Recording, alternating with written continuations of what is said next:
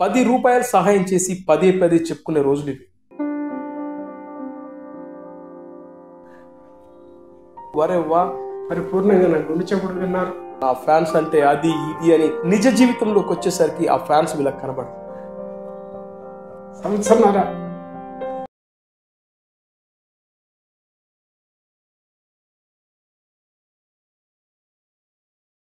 Hello friends, నేను రాజీవ్ గారు. రూ. 10 సహాయం చేసి పదే పదే చెప్పుకునే రోజులు ఇవి. బిచ్చగాళ్లకు దానం చేస్తూ సెల్ఫీలు దిగి సోషల్ మీడియాలో పెట్టుకునే రోజులు ఇవి. కానీ కష్ట సమయాల్లో అండగా ఉంటూ, క్లిష్ట పరిస్థితుల్లో ఆరోగ్యం క్రిటికల్గా ఉన్న సమయంలో వాళ్లకు వైద్య సహాయాన్ని అందించి వాళ్లకు పునర్జన్మనిచ్చిన వ్యక్తులున్నారు. మానవ సేవే మాధవి సేవ అని నమ్మిన వ్యక్తులు, అదే మెగా ఫ్యామిలీకి సంబంధించిన వ్యక్తులు. మీ అందరికీ తెలుసు, ఎన్నో సంవత్సరాల నుంచి మెగాస్టార్ చిరంజీవి గారు బ్లడ్ బ్యాంక్ అలాగే ఐ బ్యాంక్ నిర్వహిస్తున్నారు. ఇవే కాకుండా ఎంతోమందికి కష్ట సమయాల్లో అండగా నిలబడుతున్నారు. ఎంతోమంది జర్నలిస్టు మిత్రులకు కానీ, అలాగే సినిమా ఇండస్ట్రీకి సంబంధించినటువంటి నటీనటులకు కానీ చాలామందికి చిరంజీవి గారు వాళ్లకు వైద్య సహాయాన్ని అందించి, లేదా వాళ్ళ పిల్లల చదువుల కోసం అండగా నిలబడి, ఇలా ఏదో రకమైన వాళ్ళ లైఫ్లో ఉన్న ప్రాబ్లమ్స్ని చిరంజీవి గారి దృష్టికి తీసుకెళ్తే ఆయన వాళ్ళకు అండగా నిలబడి వాళ్ళకు సహాయాన్ని అందించిన వ్యక్తులు చిరంజీవి గారు కానీ, రామ్ చరణ్ గారు కానీ. మీ అందరికీ తెలిసే ఉంటుంది, తమిళ నటుడు, ఎన్నో సినిమాల్లో విలన్గా చేసినటువంటి పొన్నంబలం మీ అందరికి గుర్తే ఉంటుంది.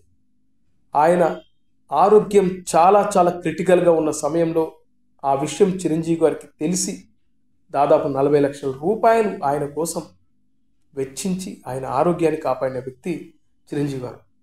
ఇది నేను చెప్తున్న విషయం కాదు, పొన్నంబలం గారే చాలా ఇంటర్వ్యూలో చెప్పారు. ముఖ్యంగా మన తెలుగు మీడియాకు చాలామందికి ఆయన ఇంటర్వ్యూ ఇచ్చారు. ఆ విషయాన్ని ఆయనే మీడియా ముందు బయటపెట్టారు. అప్పటిదాకా చాలామందికి తెలియదు. ఇవి ఒక్కటే కాదు, పొట్టి వీరయ్యకు కానీ, గుండు హనుమంతరావుకు కానీ, అలాగే ఆయనను అభిమానించే ఎంతోమంది అభిమానులకు కూడా చిరంజీవి గారు సహాయం చేశారు. ఇప్పుడు ఆయన బాటలోనే రామ్ చరణ్ గారు, మెగాస్టార్ చిరంజీవి గారికి వారసుడుగా ఇవాళ గ్లోబల్ స్టార్గా కీర్తి ప్రతిష్టలు అందుకుంటున్నటువంటి వ్యక్తి ఎక్కడ కూడా యాటిట్యూడ్ చూపించకుండా, అతి చేయకుండా, అదే వినయం, మెగాస్టార్ చిరంజీవి గారిలో ఉన్న అదే వినయం, అదే యాటిట్యూడ్, జనాలకు ఏదైనా మంచి చేయాలని. ముఖ్యంగా మనందరికీ తెలుసు, సినిమా ఈవెంట్లలో ఫ్యాన్స్ గురించి చాలా గొప్పగా మాట్లాడుతూ ఉంటారు. నా ఫ్యాన్స్ అంటే అది ఇది అని ఊగిపోయి మాట్లాడుతూ ఉంటారు. కానీ రియాలిటీకి వచ్చేసరికి, నిజ జీవితంలోకి వచ్చేసరికి ఆ ఫ్యాన్స్ వీళ్ళకి కనబడరు. కానీ మెగా ఫ్యామిలీకి సంబంధించినటువంటి హీరోలు అలా కాదు. చిరంజీవి గారి దగ్గర నుంచి తెచ్చుకున్న అదే వ్యక్తిత్వాన్ని కంటిన్యూ చేస్తున్నారు, అదే లెగసీని మెయింటైన్ చేస్తున్నారు. చిరంజీవి గారు, పవన్ కళ్యాణ్ గారు, ఇప్పుడు రామ్ చరణ్ గారు. మీ అందరికీ తెలుసు, పవన్ కళ్యాణ్ గారు కూడా ఎన్ని సహాయాలు చేశారు. మీ అందరికీ తెలుసు, కరోనా సమయంలో చిరంజీవి గారు ఆక్సిజన్ దొరకక చాలామంది చనిపోతున్నారని తెలిసి కోట్లాది రూపాయలు వెచ్చించి చిరంజీవి గారు ఈ ఆక్సిజన్ సిలిండర్ బ్యాంకు పెట్టారు. ఎంతో మందికి అండగా నిలబడ్డారు, పునర్జన్మనిచ్చారు. ఆ తర్వాత సినిమా ఇండస్ట్రీకి సంబంధించిన వ్యక్తులకు పని దొరక్క ఇబ్బంది పడతా ఉంటే వాళ్లకు నెలసరి గ్రాసాన్ని అందించడమే కాకుండా ఆర్థికంగా కూడా చిరంజీవి గారు సహాయం చేశారు. ఇవొక్కటే కాదు, చెప్పుకుంటా పోతే చాంతాడంతుంది.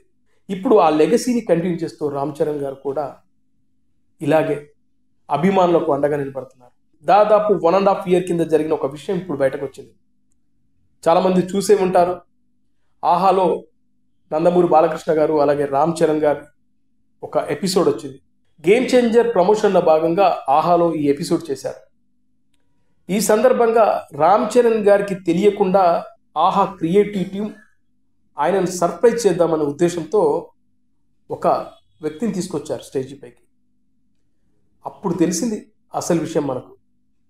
రామ్ చరణ్ గారు చిరంజీవి గారు లాగానే సహాయం చేస్తున్నారా అని. ఎందుకంటే నేను ఆహాలో చూసిన తర్వాత ఈ శంకర్ మహంత్ అనే ఆయన్ని ఖచ్చితంగా జనాల ముందుకు తీసుకురావాలనుకున్నాను. అలాగే చాలామంది చిరంజీవి గారు అలాగే మెగా ఫ్యామిలీకి సంబంధించినటువంటి పవన్ కళ్యాణ్ గారు కానీ, రామ్ చరణ్ గారిని కానీ ఎన్నోసార్లు గుప్తదానాలు చేస్తూ ఉన్నా కూడా వాళ్ళు బయటకు చెప్పుకోరు, బయటకు తెలియవు. ఇలా 1.5 year తర్వాత ఆహా టీం, క్రియేటివ్ టీం ఆ వ్యక్తిని బయటకు తీసుకొచ్చి జనాల ముందు చూపించినప్పుడు వరేవా ఇంత సహాయం చేసి కూడా మీరు చెప్పుకోలేకపోయారని నాకు అనిపించి శంకర్ మహంతి గారి నంబర్ని తీసుకొని ఆయనకు ఫోన్ చేసి ఈరోజు ఆయన పిలిపించడం జరిగింది. ఆయన ఇప్పుడు మనతో పాటే ఉన్నారు. నమస్తే మహంతి గారు. నమస్తే రాజీవ్ గారు. దాదాపు సంవత్సరంన్నర అయింది. ఈ సంవత్సరంన్నరలో ఈ ఆహా ప్లాట్ఫామ్లో రామ్ చరణ్ గారి షో జరిగినప్పుడు మాత్రమే ఈ విషయం బయటకు వచ్చింది. అంటే దాదాపు సంవత్సరంన్నర పాటు ఈ విషయం బయటకు రాకపోవడానికి కారణం ఏంటి? అసలు ఈ ప్రాసెస్ అంటే వాళ్ళు మీరు ఎలా కనెక్ట్ అయ్యారు, ఏ విధంగా వాళ్ళకి తెలిసింది, ఎలా వైద్య సహాయం అందించారు, అసలు ఏం జరిగింది టోటల్గా? నేను ప్రతి 3 నెలలకు ఒకసారి బ్లడ్ డొనేట్ చేస్తూ ఉంటానండి. 2006వ సంవత్సరంలో మన అన్నయ్య చిరంజీవి బ్లడ్ బ్యాంక్లో స్టార్ట్ చేశాను. అంటే నాది నేటివ్ ప్లేస్ గుడివాడ, ప్రస్తుతం బంగారుపాలెంలో ఉంటున్నాం ఫ్యామిలీ మేము.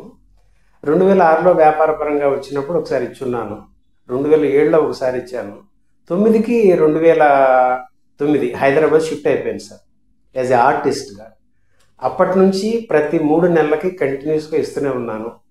ఆ తర్వాత మదర్ చనిపోవటం, కూతురు చనిపోవటం, ఈ పరిస్థితుల్లో 2020లో నేను తిరువణామలై వెళ్ళిపోయాను రమణ మహర్షి ఆశ్రమం దగ్గరికి. అక్కడ ఒక 9 మాసాలు 18 రోజులు ఉన్నాను. మళ్ళీ ఆ రమణులు నన్ను షూటింగ్ పర్పస్గా ఇక్కడికి పంపించారు. మళ్ళా వచ్చినప్పుడు 2021 జనవరి నుంచి మళ్ళీ ఇస్తూనే ఉన్నాను. ఆ 2021 జనవరిలో ఇచ్చినప్పుడు స్వామినాయుడు గారు అక్కడ పర్యవేక్షణలో ఉన్నారు. వారు నన్ను పరామర్శించారు. మీరు ఎన్నోసారి ఇస్తున్నారండి, ఎక్కడ ఉంటారు ఏంటని. అంతా బ్లడ్ ఇవ్వటం అయిన తర్వాత ఆ బ్యాగ్ నిండిన తర్వాత క్యాబిన్కి పిలిపించారండి నన్ను. క్యాబిన్కి వెళ్ళాను. మీరు ఎక్కడ ఏంటని అడిగితే అప్పుడు నేను ఇలా చెప్పాను అంతా. తిరువణామలై అరుణాచలం అనగానే స్వామినాయుడు గారు బాగా భక్తిభావంతో ఆయన కనెక్ట్ అయిపోయారు నాకు. అలా ఇద్దరం ఏంటంటే ఆ నంబర్ ఉండటంతో వాట్సాప్ సత్సంగం నడుస్తుందండి. ఈ పరిస్థితుల్లో 2023 జూలై నేను హైదరాబాద్లో షూటింగ్స్ పర్పస్లో ఉండిపోయాను అండి ఇక్కడ. అయితే 23 జూలైలో నన్ను చూడటానికి మా మిస్సెస్ వచ్చారు ఇక్కడికి. అప్పుడు 2 రోజులు బాగానే అందుతాను. 3వ రోజు తనకి హెల్త్ ఇష్యూ అయిందనమాట. రాత్రి 9:30 టైంలోనండి స్మృతి కోల్పోయి ఏదేదోగా మాట్లాడుతూ ఉంది తను. అది నాకు చూసేస్తే భయం వేసింది సార్, కోమాలోకి వెళ్ళిపోతుందా ఏంటి అని. అప్పుడు నాకు ఏం చేయాలో పాల్గొను. వెంటనే అప్పుడు స్వామినాయుడు గారు గుర్తొచ్చి ఆ నంబర్ ఉంటే కాంటాక్ట్ చేశానండి. ఇమ్మీడియట్గా ఆయన పేషెంట్ నేమ్ నాకు వాట్సాప్ చేయండి మహంత్ గారు అన్నారు సార్. వెంటనే పెట్టానండి. తర్వాత తెలిసిన మిత్రులు కొంతమందికి ఫోన్ చేశానండి. పెద్ద వర్షం అండి, కృష్ణనగర్లో ఉంటున్నాను నేను, రోడ్లన్నీ మునిగిపోయినాయి. ఆ పరిస్థితుల్లో నాకు ఒక అంబులెన్స్ వచ్చింది సార్. ఎక్కడి నుంచి వచ్చిందో తెలియదు. ఎక్కించుకున్నారు, అపోలో హాస్పిటల్కి తీసుకెళ్లారు. వెళ్ళిన తర్వాత రిసెప్షన్కి వెళ్ళాను. పేరు ఏంటంటే వెంకటదుర్గ అని చెప్పానండి. మీరా అని చెప్పి ఇమ్మీడియట్గా మాకు బెడ్ ఏర్పాటు చేసేసి డాక్టర్స్ని రెడీగా పెట్టి ట్రీట్మెంట్ బిగిన్ చేశారు సార్. చూసిన తర్వాత 1 గంట పోయిన తర్వాత వాళ్ళు 24 అవర్స్ వరకు మేము చెప్పలేమన్నారండి. నాకేంటంటే చాలా ఆందోళనగా ఉంది. అలా చూస్తున్నారు. తెల్లారింది, మళ్ళీ డాక్టర్స్ వచ్చారు, చూస్తున్నారు. అయితే అపోలో హాస్పిటల్ కదా, పెద్ద హాస్పిటల్, ఇలాంటి ట్రీట్మెంట్ ఇస్తున్నారు వీళ్ళు, విఐపి ట్రీట్మెంట్. నాకు బిల్లు ఎంత అవుతుంది అంటే నా స్థితిని బట్టి అప్పటికే 2 కరోనాలు దాటి సినిమాలు వేషాలు లేక ఈ విపత్కరమైన పరిస్థితి వచ్చేపాటికి ఎట్లారా భగవంతుడు అనుకుంటున్నాను నేను. ఆ పరిస్థితుల్లో నాకు వాళ్ళని అడిగాను అన్నమాట డిపార్ట్మెంట్, ఏమండి ఏంటి బిల్లు ఎంత అవుతుంది ఎట్లాగానంటే, మాకు పైనుంచి ఫోన్ వచ్చిందండి, మీరేమో ఆందోళన పడదు ప్రశాంతంగా ఉండండి అని చెప్పారు సార్. అప్పుడు నాకు అర్థం కాల. అప్పుడు నేను అంటే ఇప్పటి వరకు నాకు మా మిస్సెస్ టెన్షన్లో ఉన్నాను సార్ నేను. అప్పుడు కాస్త రిలీవ్ అయ్యి ఎవరైనా కూర్చుంటారని అప్పుడు నాకు స్వామినాయుడు గారు గుర్తొచ్చారు. ఆయన వాట్సాప్లో పేరు పెట్టమన్నారు కదా, అందుకని అప్పుడు చేశానండి. నేను చేస్తే అప్పుడు చెప్పానండి, చరణ్ బాబు చెప్పడం జరిగింది అన్నయ్య గారి ద్వారా, ఉపాసన గారితో మాట్లాడారు అంటే అప్పుడు పైనుంచి ఫోన్ అంటే అది అని నాకు అప్పుడు అర్థమైంది సార్. నాకు అలా 17 రోజుల పాటు ప్రతిరోజు ఒక స్పెషల్ డాక్టర్ రావడం, విఐపి ట్రీట్మెంట్ జరగడం, 17 రోజులు నా భార్యకి మళ్ళీ ప్రాణాలు పోసినా కాబట్టి చెప్పారు. ఆహా షో రోజున మిమ్మల్ని ఎవరు పిలిచారు? అంటే రామ్ చరణ్ గారు చెప్తే పిలిచారా, లేకుంటే రామ్ చరణ్ గారికి తెలియకుండానే ఈ ఆహా క్రియేటివ్ టీం ఆయనకు ఏదో సర్ప్రైజ్ ఇద్దామనే ఉద్దేశంతో చేసిందా? మామూలుగా ఇలాంటి రియాలిటీ షోలో వచ్చే గెస్ట్కు చెప్పరు, అంటే మేము పలానా చేస్తున్నామనే గెస్ట్కు చెప్పకుండానే, ఆయనకు తెలియకుండానే కొన్ని ఈవెంట్లు చేస్తూ ఉంటారు, కొన్ని స్పెషల్ సర్ప్రైజ్లు ఉంటాయి. అలా చేసిందా ఇది? అంటే అది మాది ఆగస్టు 2nd రిలీజ్ మాకు డిశ్చార్జ్ ఇచ్చారండి. అప్పటి నుంచి మళ్ళీ మనది ఆహా జరిగేదానికి 1.5 year అయిందండి టైం నాకు. అప్పటి నుంచి నేను స్వామినాయుడు గారిని అడుగుతా ఉన్నాను, ఏమండి మా కుటుంబం అంతా ఆ బాబుకి అన్నయ్యకి మేము కృతజ్ఞతలు చెప్పుకోవాలనుకుంటున్నామండి అని అంటే, మరి షూటింగ్స్లో ఉన్నారండి, మా అవకాశం ఉన్నప్పుడు నేను చెప్తానని అన్నారండి. 1.5 పాటు ఎదురు చూస్తూ ఉన్నామండి అట్లా మేము. అలా ఉన్న సందర్భంలో ఒకరోజు నాకు ఫోన్ వచ్చిందండి. అంటే మీ హెల్త్ ఇష్యూ వల్ల నేను హైదరాబాద్ నుంచి షిఫ్ట్ అయిపోయానండి బంగారుపాలెంకి. అక్కడే ఉంటున్నాను. స్వామినాయుడు గారికి ఫోన్ చేశారు. చేసి ఇట్లా మీరు ఎక్కడండి? బంగారుపాలెం ఉన్నాను సార్ అన్న అనేపాటికి అలాగండి సరే అని పెట్టేశారండి. ఆ తర్వాత మళ్ళీ నెక్స్ట్ డే ఫోన్ చేశారు. చేసి ఏంటి మీరు ఇప్పుడు ఇక్కడ ప్రోగ్రామ్ ఒకటి జరుగుతూ ఉంది, మీరు రమ్మంటే రాగలరా, అవైలబుల్ ఉన్నారా అన్నారు. ఉన్నాను సార్, వస్తాను సార్ అన్న. అలాగా అని చెప్పేసి అని అనుకుని నాకు ఆహా నుంచి ఫోన్ చేశారండి. అంటే ఇక్కడ రావటానికి ఆ స్వామినాయుడు గారు ఆహా నుంచి మరి అలా జరిగిందండి. ఇప్పుడు మీ మేడం గారు ఎలా ఉన్నారు? అప్పుడే సేవ్ అయ్యారు సార్. ప్రాణం పోసి నా భార్య నాకు చెప్పారు, రామచరణ్ గారు, ఉపాసన గారు. వారి చేతి చలం వల్ల ఈ రోజుకి మేము పర్వాలేదు. రాజీవ్ గారు నమస్తే అండి. నాకు సంవత్సరాల క్రితం చాలా సీరియస్ అయింది, ఖర్చుతో కూడుకునే పని. రామచరణ్ గారు, ఉపాసన గారు నాకు మెరుగైన వైద్య సేవలు అందించారు. 17 రోజుల పాటు నేను ఐసీలో ఉన్నాను. రోజుకో స్పెషలిస్ట్ వచ్చి నన్ను చూస్తూ వెళ్తూ ఉండేవారు. నాకు పునర్జన్మనిచ్చిన రామచరణ్ గారికి, ఉపాసన గారికి నా ధన్యవాదములు. మరి రామ్ చరణ్ గారిని కానీ చిరంజీవి గారిని కానీ కలిశారా? ఆగస్టు 2కి వచ్చిన తర్వాత డిశ్చార్జ్ అయ్యి డిసెంబరు 31 కంటే 1.5 కాలం అయింది రాజీవ్ గారు. 1.5 కాలం నుంచి మేము ఎంతో ఎదురు చూసాం, ఎప్పుడు మమ్మల్ని పిలిపొస్తుందా స్వామినాయుడు గారి నుంచి. చరణ్ బాబు, అన్నయ్య, ఉపాసన గారు, సురేఖమ్మ వీళ్ళందరూ ఎప్పుడు కలుస్తామా మా కుటుంబం అని చెప్పి ఆనందంతో కృతజ్ఞతలు తెలియజేస్తున్నామని ఎదురు చూస్తున్నామండి. 1.5 కాలం మీరు ఆలోచించండి రాజీవ్ గారు. 1.5 తర్వాత ఆహా ప్రోగ్రాం జరుగుతుంటే మీరు ఇందాక చెప్పినట్టుగా మరి ఆ ఒక ప్రోగ్రాం చేసేటప్పుడు వాళ్ళు కొన్ని సర్ప్రైజులు చేస్తారని మీరు చెప్పారు.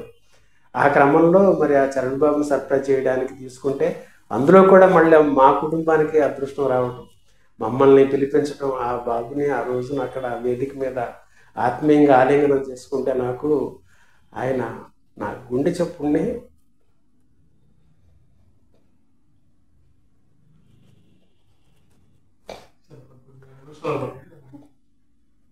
హృదయపూర్వకంగా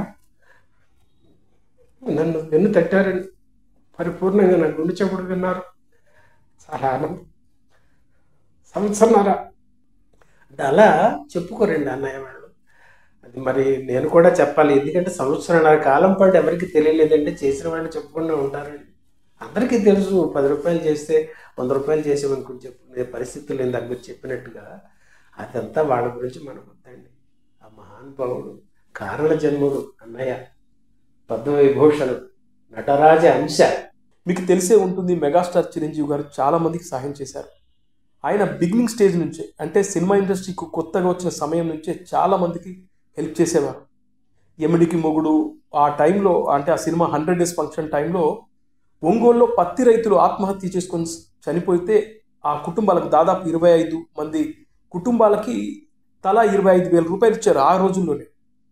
ఇలా ఇదొక్కటే కాదు, ఈ మధ్యకాలంలో జర్నలిస్ట్ మిత్రుడికి కూడా హెల్త్ బాగాలేదని చిరంజీవి గారికి మెసేజ్ పెడితే వెంటనే చిరంజీవి గారు ఆయన్ని హాస్పిటల్లో జాయిన్ చేయించారు. ఆ ఖర్చు అంతా చిరంజీవి గారే భరించారు.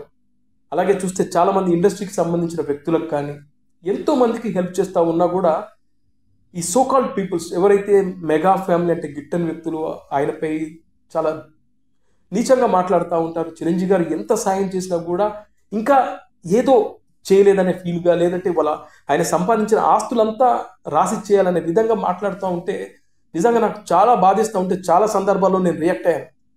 ఇలాంటి విన్నప్పుడు మీలాంటి వాళ్ళకు, అంటే మీరు వాళ్ళ నుంచి సహాయం పొందిన వ్యక్తులు, మీకు ఎలా అనిపిస్తుంది? రాజీవ్ గారు, పళ్ళున్న చెట్లకి రాళ్ళు అంటారు పెద్దలు. అంటే మనిషి అంటేనే అసూయ, ద్వేషం, కల్మషం ఉన్న వాళ్ళే మనుషులు. లేకపోతే అందరూ మహాత్ములు అయిపోతారు. అలాంటి ఉన్న చోటే ప్రజలు ఉంటారు, వాళ్ళనే మనుషులు అంటారు. కానీ మానవత్వం ఉన్న మనుషులు అరుదుగా ఉంటారు. అలాంటి వాళ్ళని ఈ మనుషులు అనేవాళ్ళు అనటం సహజం. వాళ్ళు అనకపోతే మనం బాధపడాలి. ఎందుకంటే అన్నయ్యది ఒకటే సూత్రం, పాజిటివిటీ. ఆయన ఒక మహాశక్తి సార్, ఆయన ఒక కాస్మిక్ పవర్ సార్. అంటే నేను అరుణాచలంలో 9 మాసాల 18 రోజులు ఉన్న వ్యక్తిగా ఆ రమణలో అనుగ్రహంతో దీనిని ఇక్కడికి పంపించినందుకు నేను స్వచ్ఛంగానే మాట్లాడాలి రాజీవ్ గారు. అన్నయ్యని తలుచుకుంటే నాకు తెలియని ఒక ఇది వస్తుంది. ఆయన ఈ చిరంజీవి గారు అనగానే ఒక బ్లడ్ బ్యాంక్ అన్న, చిరంజీవి గారి కుటుంబం అన్న ఒక కైలాస పర్వతం, కైలాసంలో ఈశ్వరుడు కొలువై ఉన్నట్టుగా, ఆ సురేఖమ్మ పార్వతీ మాతలాగా, చరణ్ బాబు కుమారస్వామి లాగా, ఉపాసన గారు వల్లీదేవి గారు లాగా, మన ఈ స్వామినాయుడు గారు ఆ బ్లడ్ బ్యాంక్లో కూర్చొని ఉంటే ఆయన నంది నాయుడులాగా అనిపిస్తారండి. అది నేను హృదయపూర్వకంగా చెప్తున్నాను రాజీవ్ గారు. చాలా థ్యాంక్ యూ అండి మహంతి గారు. నేను పిలవగానే చాలా దూరం నుంచి వచ్చారు. ముఖ్యంగా నా ఉద్దేశం ఏంటంటే ఇది చాలామందికి తెలియాలి. మెగా ఫ్యామిలీ ఎంతో సహాయం చేస్తున్నా కూడా ఇప్పటికీ వాళ్ళ మీద ఏదో రాళ్ళు వేస్తూనే ఉంటారు. మీరు అన్నట్టు ఇందాక పండ్లున్న చెట్లకే రాళ్ళ దెబ్బలు అంటారు కదా, ఎగ్జాక్ట్లీ అలా జరుగుతున్నప్పుడు నాకు కాస్త బాధేస్తుంది. నేను చాలాసార్లు రియాక్ట్ అవుతూ ఉంటాను. అందులో భాగంగానే ఇవాళ మీ ద్వారా చెప్పించే ప్రయత్నం చేశాను. వచ్చినందుకు చాలా చాలా థ్యాంక్స్ అండి మహంతి గారు.